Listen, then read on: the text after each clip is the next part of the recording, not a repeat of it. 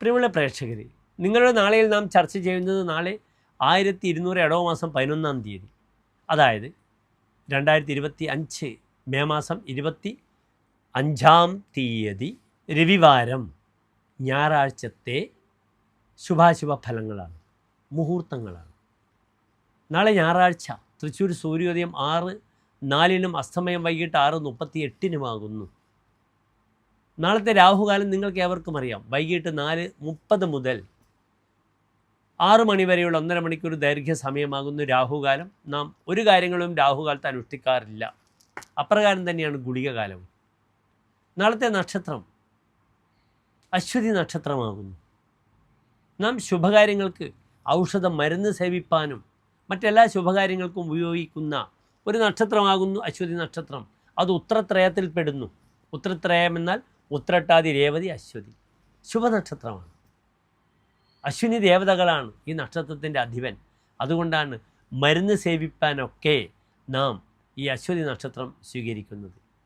അശ്വതി നക്ഷത്രത്തിൻ്റെ ആധിപത്യമുള്ള ഗ്രഹം കേതുവാണ്. അശ്വതി മകം മൂലം കേതുവും പലപ്പോഴും വിഷം, മരുന്ന്, കെമിക്കലായി ബന്ധപ്പെടുന്ന ഡ്രഗ്സിനൊക്കെ സൂചിപ്പിക്കുന്ന ഗ്രഹമാകുന്നു. കാരണം രാഹു കേതുക്കളാണ്. പലപ്പോഴും നിങ്ങൾക്ക് കാണാം, മെഡിക്കൽ ആശുപത്രിയുടെ എംബ്ലമൊക്കെ നാഗമാണ്. സർപ്പത്തിനെ തലതിരിച്ചിട്ട് നിങ്ങൾക്ക് കാണാം.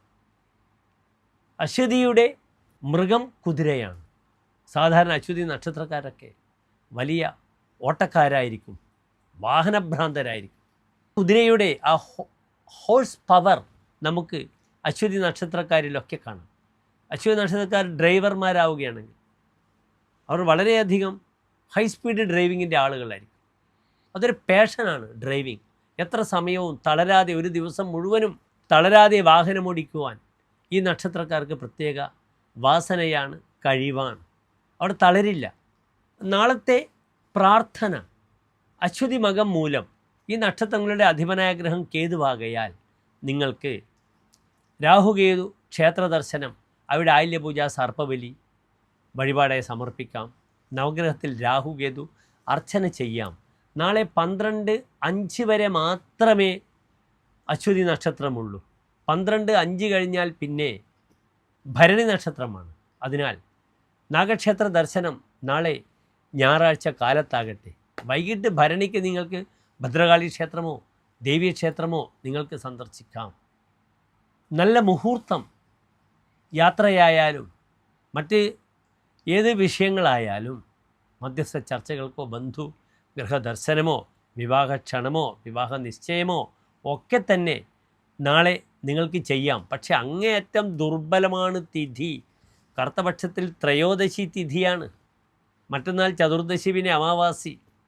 പിതൃക്കളെ സന്തോഷിപ്പിക്കേണ്ട ദിവസമാണ്. ഈ ഒരു ഞായറാഴ്ച കൂടെ പരിമിതമായ സമയം മാത്രമേ നിങ്ങൾക്കുള്ളൂ. അടുത്ത 2 ദിവസങ്ങൾക്കുള്ളിൽ നമുക്ക് പറ്റുന്ന ഒരു ദിവസം. അതുതന്നെ അങ്ങേയറ്റം ദുർബലമായ തിഥിയാണ് എന്ന് മനസ്സിലാക്കണം. എങ്കിലും എൻ്റെ പ്രിയപ്പെട്ട പ്രേക്ഷകർക്ക് കാലത്ത് 7:15 മുതൽ 9:30 വരെയുള്ള സമയം മേൽപ്പറഞ്ഞ ശുഭകാര്യങ്ങൾക്കൊക്കെ സമയം വിനിയോഗിക്കാം. അശ്വതി മകം മൂലം ഇത് ഗണ്ടാന്ത നക്ഷത്രങ്ങളാണ്. ഈ നക്ഷത്രത്തിൻ്റെ ആദ്യത്തെ 15 നാഴിക വർജ്യമാണ്. അറ്റ്ലീസ്റ്റ് ആദ്യത്തെ 3:45 നാഴിക നാം ഉപേക്ഷിക്കും. അപ്രകാരം ആയില്യം, തൃക്കെട്ട, രേവതി ഈ നക്ഷത്രത്തിൻ്റെ ഗണ്ടാന്തം അവസാനത്തെ 15 നാഴിക നാം വർജിക്കും. അല്ലെങ്കിൽ അവസാനത്തെ 3:45 നാഴിക നാം എല്ലാ കാര്യങ്ങൾക്കും വർജിക്കും. ഈ സമയത്ത് ജനിക്കുന്ന കുട്ടിക്ക് പോലും അരിഷ്ടതകളുണ്ട്. പിതൃമാതൃ കുലത്തിന് ഹാനികരകനായി ആ കുട്ടിയുടെ ജനനം വർത്തിക്കും. ഗണ്ടാന്ത പുഷ്കലേ ജാതോ മാതൃപിതൃ കുലാന്തക എന്നാണ് പ്രമാണം. ഗണ്ടാന്ത സമയത്ത് ജനിച്ച കുട്ടി അമ്മയുടെയും അച്ഛൻ്റെയും കുലത്തിൻ്റെ അന്തകനായി തീരും. ഇത് ജീവതി ഭൂവാലോ. ഈ അരിഷ്ടതകളൊക്കെ കഴിഞ്ഞ് ആ കുട്ടി ജനിക്കുകയാണെങ്കിൽ, ആ കുട്ടി ജീവിക്കുകയാണെങ്കിൽ ഭൂവാലഹ, അയാൾ രാജാവായി തീരും, ചക്രവർത്തിയായി തീരുമെന്ന് പ്രമാണവുമുണ്ട്. അതിനാൽ എൻ്റെ എല്ലാ പ്രിയപ്പെട്ട പ്രേക്ഷകർക്കും ഒരു ശോഭനമായ നല്ല നാളെ ആശംസിച്ചുകൊണ്ട് തൽക്കാലം വിരമിക്കുന്നു. നന്ദി, നമസ്കാരം.